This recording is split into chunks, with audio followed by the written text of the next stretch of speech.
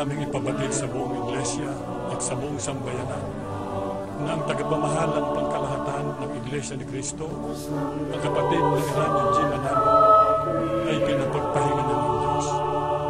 Umanaw siya sa kanyang tahanan sa ganap na alas 3:53 ng hapon, kahapon, Agosto 31, 2009, sa gulang na 84 na.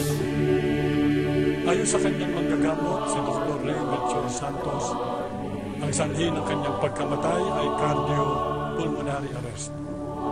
Ang kanyang labi ay nakaburol ngayon sa Templo Central ng Iglesia ni Cristo dito sa Quezon City. Pagbibigay na lang namin sa inyo kung kailan ang kanyang gabi. Hinihiling namin sa lahat ng mga ministro at manggagamot na may pagtulin para sa kanya. Na ipanalangin natin sa Diyos na patuloy niyang pagnubayan ang buong Iglesia at pagkalooban niya tayo ng lakas sa panahong ito ng ating matinding kadalamhatian.